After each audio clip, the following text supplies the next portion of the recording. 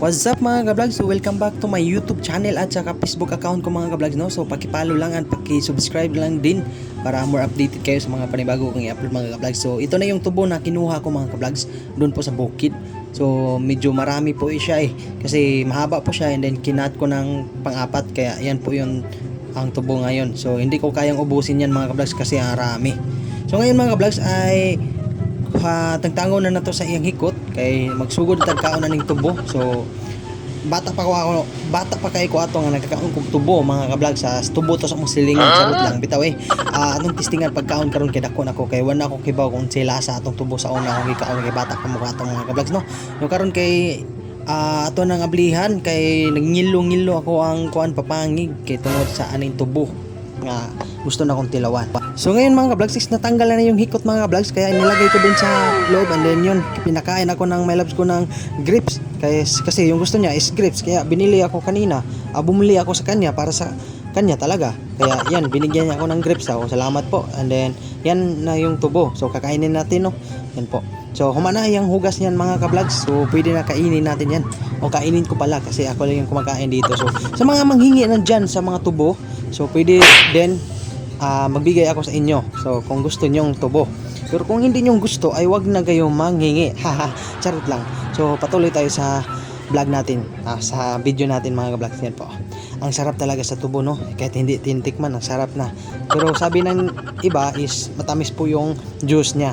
Yan po, subukan na natin, no. Let's go. At yun na nga mga ka-vlogs, pinanitan ko kasi sabi nila kapag hindi pinanitan yung tubo is yung dila mo is makati. So parang totoo nga, kaya naniniwala ako kasabi ni nanay, kasi tigulang na yung nagsabi, kaya yun pinanitan ko para sad nga hindi tayo mahubag-hubagan sa yung ating ngabil. Kaya ngayon mga ka-vlogs is sinubukan ko talagang tamis talaga siya mga ka-vlogs. Sa mga hindi nakatikim dyan, kaya tikim-tikim na kayo sa mga tubo dyan. Kung may tubo yung silingan nyo, manghingi kayo. Kapag hindi kayo manghingi, kumuha kayo.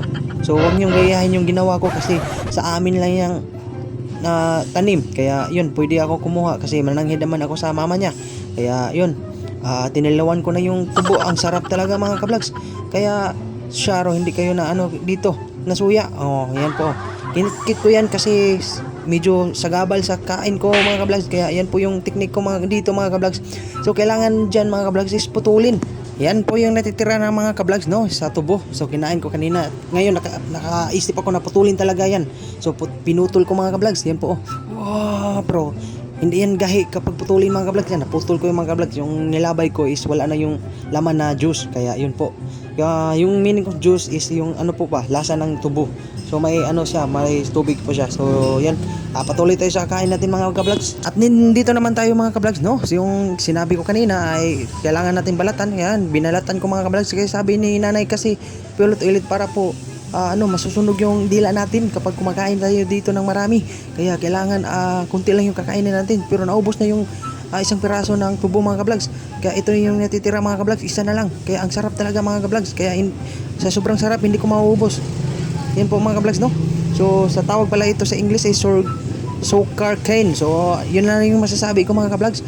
Yan po, pinanitan ko. Yan sarap, pinanitan ko, and then yun pagkatapos ng pinanit, kinain ko mga ka-vlogs. Yan po, hindi yung kinain ko yung yung laman niya, sinisip-sip ko po yung duga ng tubo mga ka-vlogs, kasi ang sarap talaga mga ka-vlogs. Yan, ulit ko sasabihin sa inyo yan. Yan po, makita nyo naman sa camera mga ka-vlogs na paano ako paano magsipsip ng tubo mga ka-vlogs.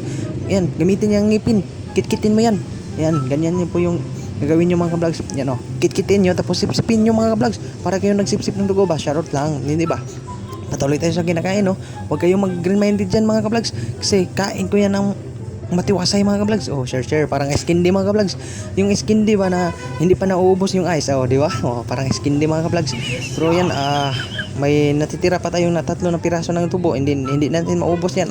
Sa susunod na araw naman mga ka-vlogs, so hindi tayo makabidyo yan kasi walang trabaho na kami mga ka-vlogs, kaya nagpapahinga kami.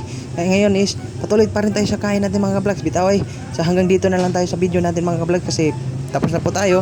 And then pakipalo lang ulit sa mga baguhan dyan, pakipalo sa Facebook account ko, CG Patalinghog, and then sa YouTube channel ko is Cyril G Vlogs for more information.